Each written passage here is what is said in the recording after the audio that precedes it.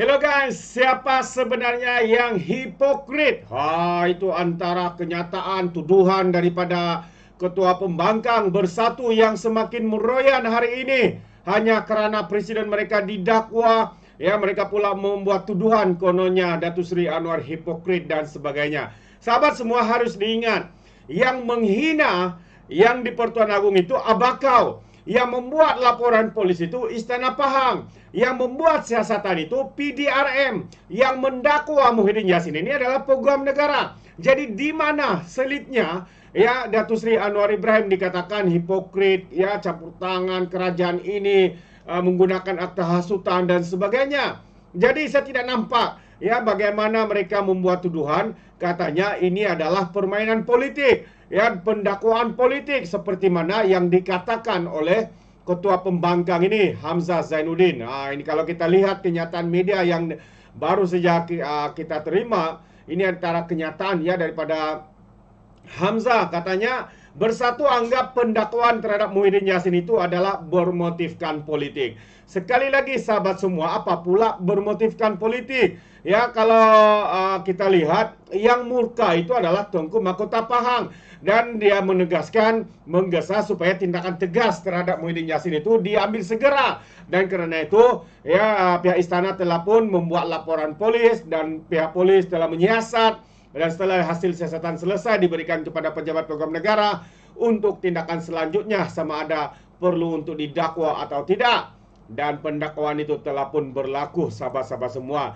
Jadi hari ini mereka cuba memusingkan fakta, memperbodohkan rakyat. Ya apabila mereka menyuarakan ya dan memberikan sokongan kepada Muhyiddin Yassin dan mereka menyifatkan pendakwaan terhadap presiden mereka sebagai bermotif politik, terpilih dan berniat jahat terhadap gabungan PN dan kepimpinannya. Perkara itu dinyatakan dalam kenyataan media susulan mesyuarat MPT Bersatu yang dipengerusikan oleh Timbalan Presiden Ahmad Faizal Azumu semalam. Dan juga Setiausaha Agung Bersatu Hamzah Zainuddin berkata, MPT Bersatu 11 suara memutuskan untuk bersama Muhyiddin dan menggesa ahli dan penyokong parti itu untuk memberikan solidariti. Jadi adakah membawa maksud sahabat semua bahawa parti Bersatu ini adalah parti penderhaka?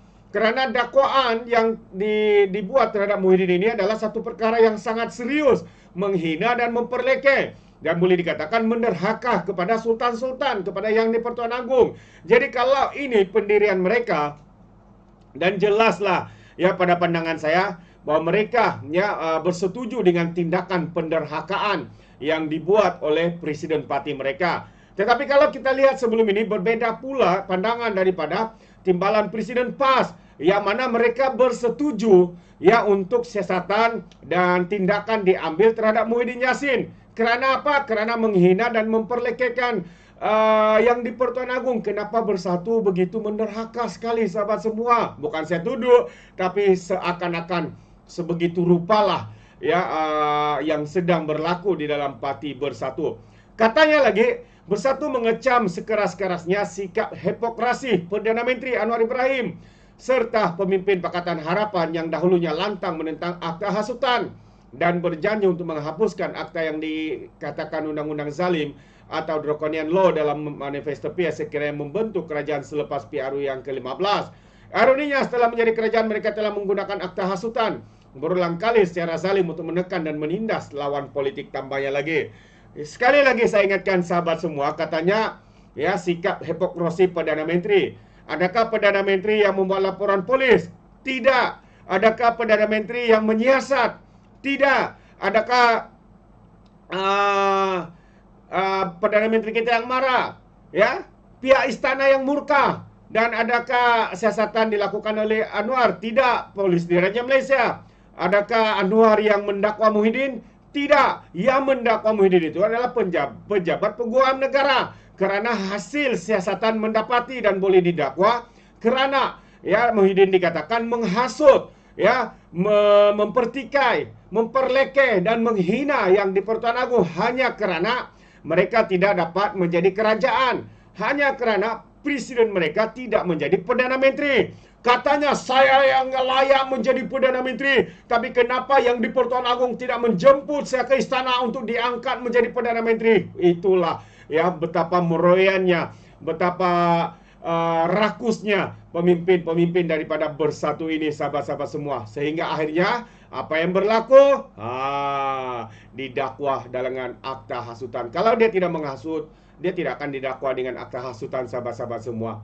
Ya, jadi walau apapun cubaan pihak pembangkang untuk memusingkan segala fakta, faktanya sangat jelas. Seluruh rakyat Malaysia tahu apa yang berlaku. Jadi dia juga berkata polis dan Jabatan Peguam Negara telah bergegas untuk mendakwa Muhyiddin tanpa mengambil kira fakta kes, keterangan saksi dan dokumen yang diberikan. Ini sudah dijawab sebenarnya oleh Ketua Polis Negara. Katanya tindakan dan penyiasatan itu dilakukan tanpa tergesa-gesa. Kerana menurut Ketua Polis Negara mereka punya SOP iaitu 7 hari masa siasatan dan selepas itu diberikan kepada pejabat peguam negara untuk tindakan seterusnya. Dan katanya lagi digesa untuk menyiasat. Siapa yang menggesa sebenarnya? Kalau kita lihat, adakah Perdana Menteri kita yang membuat kenyataan untuk menggesa dan mengambil tindakan tegas kepada Muhyiddin Yassin? Tidak, sahabat semua.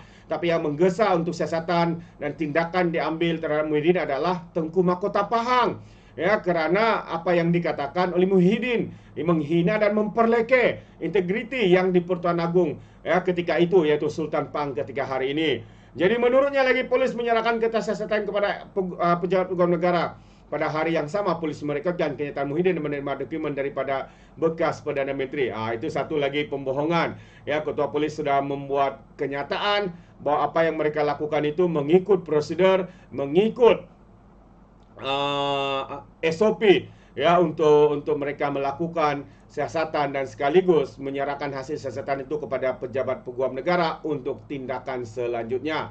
Jadi ini yang saya katakan, Ketua Polis Negara Hasanuddin menafikan tuduhan siasatan Muhyiddin tergesa-gesa dan mengatakan bahawa siasatan biasanya selesai dalam tempoh 7 hari.